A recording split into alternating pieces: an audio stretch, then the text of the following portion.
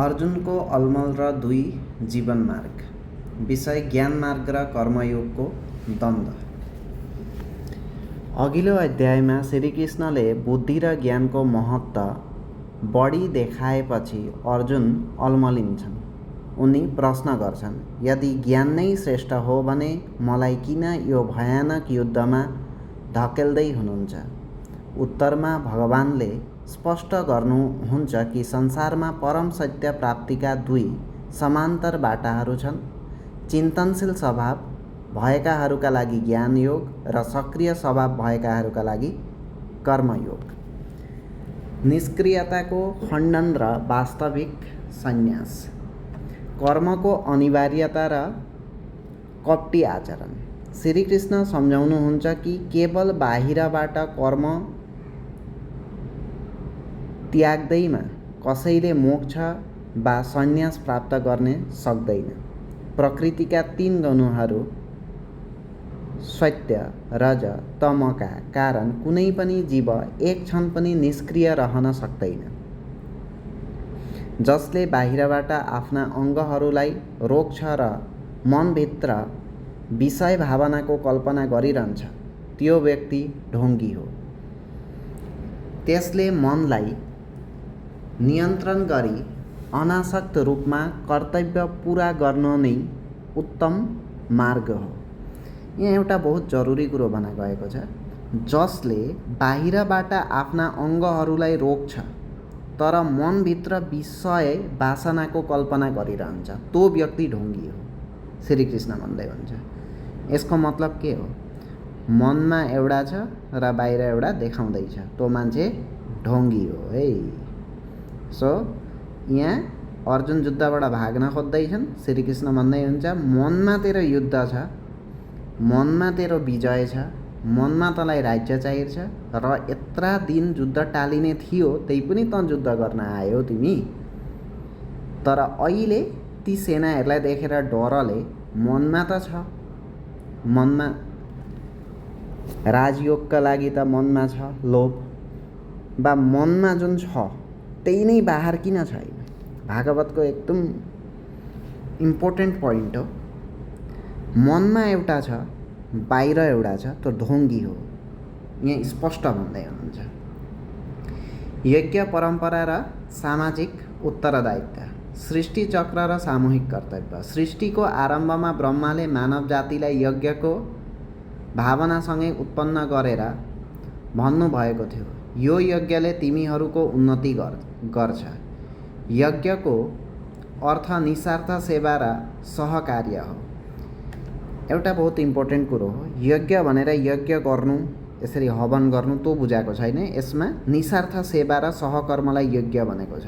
त्यो सृष्टिको प्रारम्भमा ब्रह्माले मानव जातिलाई यज्ञको भावनासँगै उत्पन्न गरेर भन्नुभएको थियो, यो यज्ञले तिमीहरूको उन्नति गर्छ। मतलब के हो? निस्वार्थ सेवा र सहकर्मले उन्नति गर्छ। जसले समाज र प्रकृतिबाट लिन्छ तर फिर्ता दिँदैन, त्यो चोर हो। जसले समाज र प्रकृतिबाट लिन्छ तर फिर्ता दिँदैन, फेरि दिँदैन, त्यो चोर हो भन्नुभएको छ। आफ्ना लागि मात्रै भोजन पकाउनेहरूले पाप भक्षण गर्छन्। मतलब केही कुछ कतैबाट भेटिएको छ र आफूले मात्रै खायो, त्यो चोर हो भनेर गएको छ। सबैलाई बाँटेर खायो भने त्यो महान काम हो। मतलब आपुन पेटिया नहुनु, त्यस्तो खालको कुरो बुझाएको गएको छ। कर्मबाट यज्ञ, यज्ञबाट वर्षा र वर्षाबाट जीवन चल्ने यो सृष्टि चक्रलाई नै व्यक्तिको जीवन माने अघि बढ्छ। कर्मबाट यज्ञ। कर्म भनेको आफ्नो स्वधर्म जे छ आँखा अगाडि देखिएको। यज्ञ कर्मबाट यज्ञ, त्यो कर्म गर्दा कर्म यदि निस्वार्थ भयो भने नै त्यो यज्ञ हुन्छ। यज्ञ नै निस्वार्थ कर्मबाटै जति त्यसलाई बाटा गयो भने, सबैतिर दिया गयो भने, निस्वार्थ कर्मले अरूलाई सहाय गर्यो भने नै सृष्टि हुन्छ। आदर्श पुरुषको आचरण र स्वधर्म। लोककल्याण र आफ्नो कर्तव्यको महत्त्व। आत्मज्ञानी पुरुषका लागि संसारमा कुनै व्यक्तिगत स्वार्थ वा कर्तव्य बाँकी रहँदैन। आत्मज्ञानी पुरुषका लागि संसारमा कुनै व्यक्तिगत स्वार्थ र कर्तव्य बाँकी रहँदैन। मानवको परम शत्रु काम र त्यसको निवारण, वासनाको प्रभाव र आत्मनियन्त्रण।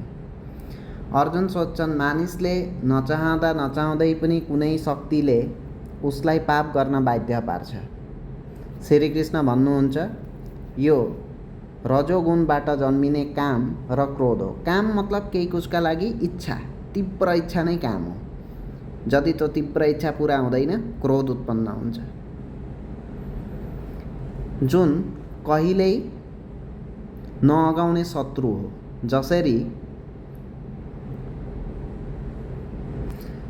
जसरी धुवाँले आगालाई ढाक्छ, त्यसरी नै यो वासनाले मानिसको विवेकलाई छोपिदिन्छ। यो वासना इन्द्रिय, मन र बुद्धिमा लुकेर बस्छ। शरीरभन्दा इन्द्रियहरू शक्तिशाली छन्। इन्द्रियभन्दा मन, मनभन्दा बुद्धि र बुद्धिभन्दा माथि आत्मा छ। त्यसले आध्यात्मिक शक्ति आत्माद्वारा बुद्धिलाई स्थिर बनाएर दुर्जय शत्रु कामलाई परास्त गर्नुपर्छ। त यो तृतीय अध्यायको यदि हामी कुरो गर्छौँ, एउटा कुरो स्पष्ट छ, मनमा जे छ बाहिर जति त्यो छैन। मनमा इच्छा छ तर बाहिर हामी भिन्दै छौँ भने त्यो कुरो के हुन्छ? ढोङ्गी हुन्छ। आफूले काम गरेको छ, आफूले पकाएको छ, खाएको छ भनेर अरूलाई केही नै नदिनु, केही नै नबाँड्नु। त्यो खाएको कुरो आफूले पकाएको मतलब अकल खानामा मात्रै नजाउँ, आफूले ल्याएको केही वस्तु अरूलाई केही नै नदिउँ, अरूलाई गन्ती नै नगरौँ, त्यो चोर हो भने गएको छ। त मेन इम्पोर्टेन्ट पोइन्ट यो हो कि मनमा जे छ बाहिर त्यही छ भने वस्तु क्लियर छ। अर्जुनका मनमा राज्य छ, अर्जुनका मनमा ऐश्वर्य प्राप्तिका लागि इच्छा छ र युद्धका लागि ऊ अघि बढेर गइरहेथे। श्रीकृष्णलाई भने अर्जुनले कि दुई सेनाका माझमा मेरो रथ लगेर राखिदिनु। रथ लागे पछाडि उता जब भीष्म पितामहहरूको त्यत्रो ठुलो सेना यदि देखा गयो, त्यतिखेर अर्जुनका मनमा के आयो? डर आयो र विभिन्न शास्त्रका कुरा आए। विभिन्न शास्त्रका कुराहरू आउँदाखेरि मेरो त कुलै नाश हुन्छ, के हुन्छ? शास्त्रमा त लेखेको छ कुल नाश भयो भने बहुत हुन्छ, स्वर्ग प्राप्त हुँदैन। तर श्रीकृष्ण भन्नुहुन्छ यी कुरा अहिले आउँदैनन्। आँखा अगाडि अहिले तेरो जे छ त्यो तेरो सधर्म हो। सधर्म गरियो भने नै के हुन्छ? सधर्म नै गरिएछ भने, राम्राचारले गरियो भने त्यो यज्ञ हुन्छ। यज्ञ भनेर त्यो आहुति दिनु, यज्ञ त्यो यज्ञको कुरो गरेको छैन। यहाँ त्यो यज्ञको कुरो गरा गएको छ कि सधर्म आँखा अगाडि जे छ त्यो गर्नु। पहिली श्लोकमै श्रीकृष्णले भन्नुभएको हुन्छ, श्रीकृष्णको पहिलो श्लोक भागवत गीतामा, यो समयमा मतलब यो समयमा चाहिँ अर्जुनका मनमा किन त्यस्तो कुरो आयो? युद्ध गर्दिन, यत्र दिन त युद्ध गर्ने भएका थिए। युद्ध त अहिले युद्धका मैदानमा गएर युद्ध गर्दिन भन्दा कसरी हुन्छ? अब यही कुरालाई हामीहरूका लाइफमा जति ल्यायौँ भने हामी केही कुछ गर्न आँट्छौँ, गर्न गए पछाडि रोकिन्छौँ। किन? है डर लाग्छ, नभए शास्त्रको कुरो हुन्छ, नभए केही हुन्छ। यहाँ के भन्न गएको छ? मनमा जे छ त्यो सत्य हो, त्यो आत्मा हो। मनमा त त्यस्तो नराम्रो केही हुन सक्दैन। मन र विवेक, बुद्धि, इन्द्रिय भिन्दा भिन्दै भनेको छन्। इन्द्रिय कन्ट्रोल हुनुपर्छ मनका द्वारा। यदि इन्द्रियले मनलाई कन्ट्रोल गर्यो भने चाहिँ प्रब्लम छ। तर मनले यदि इन्द्रियलाई कन्ट्रोल गर्यो भने त्यो ठिक छ। किनभने श्रीकृष्ण खुद भन्दै हुनुहुन्छ, म मन हुँ। मनद्वारा यदि विवेक, बुद्धि नियन्त्रित हुन्छ भने त्यही नै सधर्म हो, त्यही नै कर्तव्य हो। यहाँ कर्तव्य कर्म गर्नु नै सर्वोपरि हो र कर्तव्य कर्म गरे पछाडि त्यसको फल जेही नआओस्, त्यसको हात मान्छेका हातमा छैन, त्यो भगवान्ले हेर्नुहुन्छ। त हामीहरूको विवेक बुद्धिहरू कन्ट्रोल हुनुपर्छ मनका द्वारा। मन राजा हो। मनको अर्डर पाएर विवेक बुद्धि लगाएर काम गर्नुपर्छ। तर यदि मनले चाहिँ हामीहरूलाई कन्ट्रोल नगरेर यदि विवेक बुद्धिले कन्ट्रोल गर्यो भने प्रब्लम छ। यो कुरो उल्टा जस्तो लाग्छ, तर यी छ एउटा ट्रिकी कुरो, जे हामीहरूको जुन बुद्धि हो त्यो कन्ट्रोल हुनुपर्छ मनद्वारा। हामीहरूको मन नराम्रो छैन, हामी मन र बुद्धिलाई भाग गर्न सक्नुपर्छ। बुद्धिले एकदम इमर्जेन्सी देखाउँछ, अहिल्यै गर, अहिल्यै गर, यही गर, तुरन्त गर, के हुन्छ कता हुन्छ, डर पैदा गर्छ। जहाँ डर छ त्यो बुद्धि हो। मनमा एउटै छ, मनमा आनन्द छ, शान्ति छ।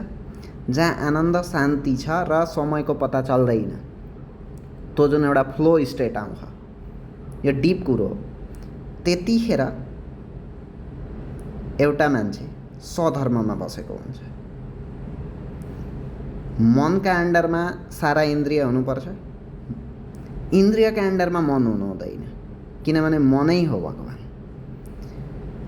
त मनको स्थिति कहाँ छ भन्दाखेरि हामीहरूको लगभग नाभिका छेउछाउमा हामीहरूको मन छ भन्छन्, जहाँ आत्मा पनि छ भन्छन्। कतिपय आत्मा भन्छन् टाउकाका माझमा छ। तर साइन्टिफिकली प्रुभ भइसकेको छ कि नाभिका आसपास जे छ त्यो बडा कमालको छ। जतिखेर डेड बडी जलाया जान्छ त्यही पनि नाभि जल्नेवाला छैन पटक्कै, सबै थोक पोको परेर गएर नाभिमा आइपुग्छ। त नाभिबाट सास लिनु भन्ने पनि एउटा कन्सेप्ट छ विज्ञानमा। डिप ब्रेथका लागि नाभिबाट सास लिनु एउटा कन्सेप्ट छ।